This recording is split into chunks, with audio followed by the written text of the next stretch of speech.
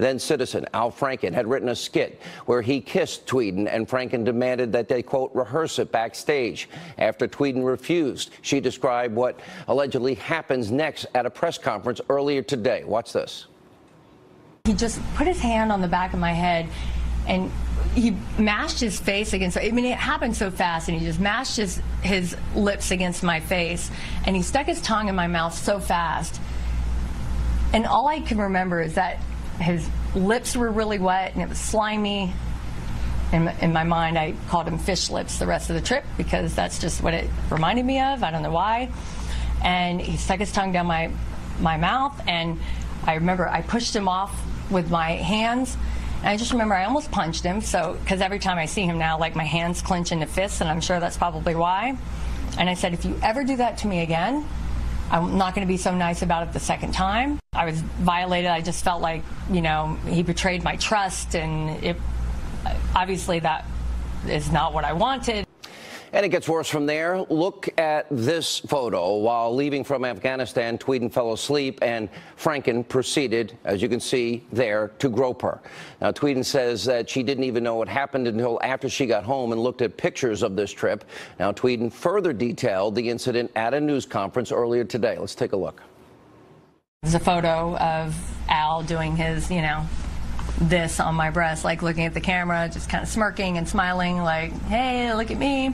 He just thought he could get away with it, and that it was okay, and that it was funny. Nothing like that is ever funny. I mean, is it funny if he does that to your sister or your daughter or your wife? In context of already assaulting me backstage and all the little petty things he was doing to belittle me and how he treated me, and sort of, you know, in succession, and then it ended with that. Look, I was afraid to speak out 11 years ago.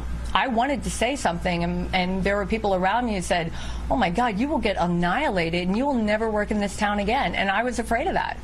And this afternoon, Leanne Tweeden did an interview, and it got very emotional. Take a look. It's not a feel-good thing. I still feel sort of embarrassed about it. You know, you always...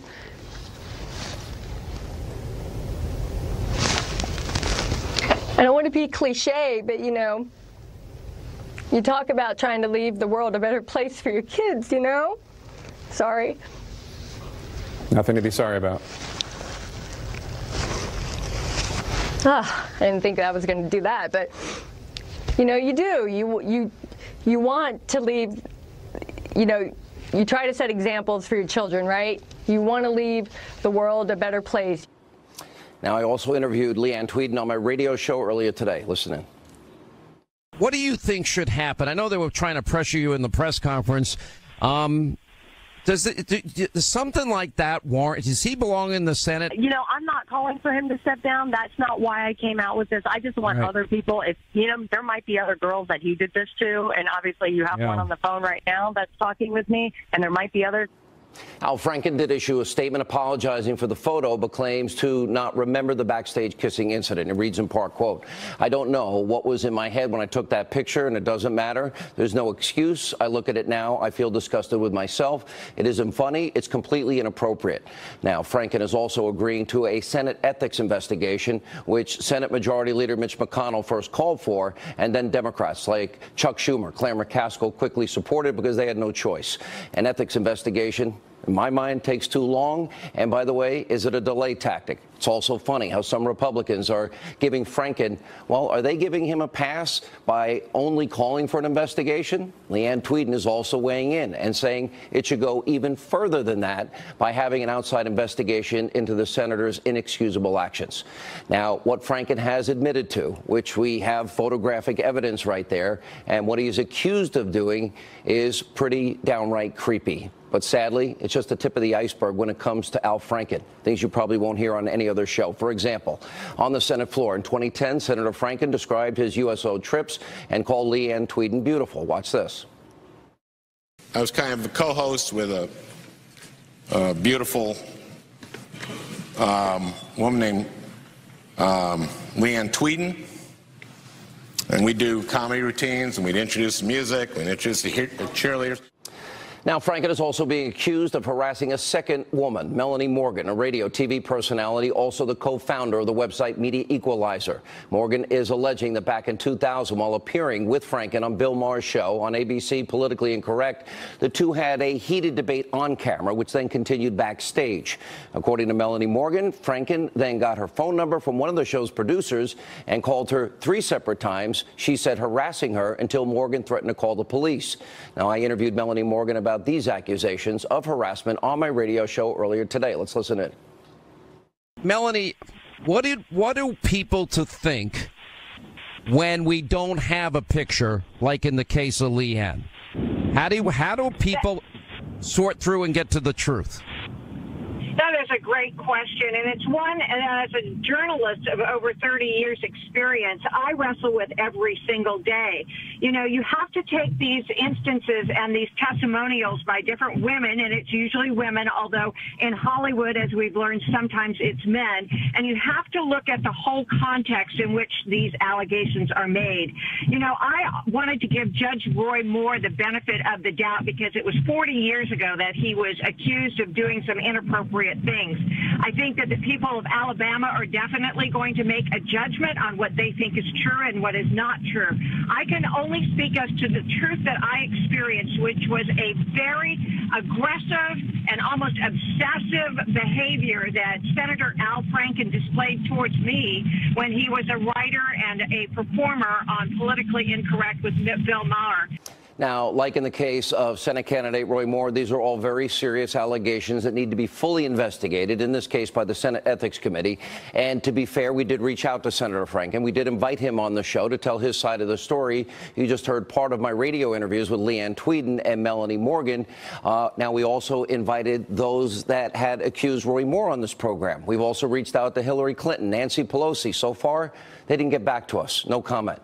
Now, when it comes to Senator Al Franken, here's what you probably haven't heard.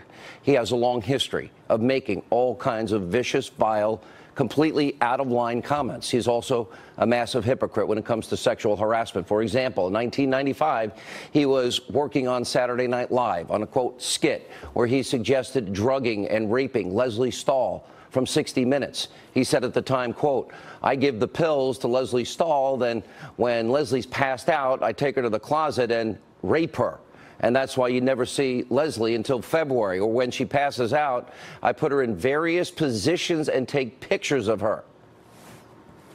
What kind of person is making jokes about drugging and raping women? Then in 2000, Al Franken wrote a, quote, so-called satirical article for Playboy magazine with the headline, Pornorama. Most of it is too vulgar to read on TV, but in part, one part in particular, Franken wrote, I'm talking about the internet, which is a terrific learning tool. For example, a couple of years ago when he was 12, my son used the internet for a 6th grade report on bestiality. And in the article, Franken goes on to fantasize about a machine that would perform oral sex on him. And it gets worse. In 2008, when Franken was running for Senate, he was forced to apologize for what he wrote in Playboy and his crude and appalling comments about Leslie Stahl. But in his new book, Franken actually said that he faked those apologies in order to win votes. His own words. He writes, to say I was sorry for writing a joke was to sell out my career, to sell out who I'd been my entire life. And I wasn't sorry that I had written Pornorama or pitched that stupid Leslie Stahl joke at 2 in the morning. I was just doing my job. So I guess based on his own words from this point forward, we can only assume that any apology from Senator Grope, it will only be lies in order to win votes in the future. Examples of Franken's despicable behavior don't end there. During a Friars Club roast of Rob Reiner, Franken made jokes about infant rape. How sick do you have to be to make jokes about raping babies? Then you have Senator Franken explaining how he considered calling Republicans, quote, gay when they didn't attend a hearing on an LGBT bill. Watch this. We had a bill called the ENDA, to end discrimination in employment Non-Discrimination Act. So no Republican showed up for the hearing, which I had never seen before. I'd been there for 4 or 5 months, and this is the first hearing I've been in where a whole party just didn't show up. So I'm sort of last in line, I think, of saying, like, I think it's a shame that none of the gay members of the committee showed up.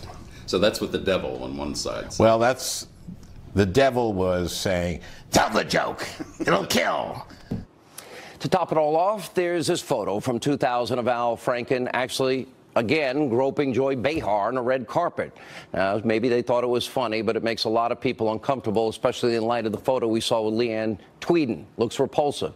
He doesn't even try to hide it. In 2 cases, he's literally posing for the camera.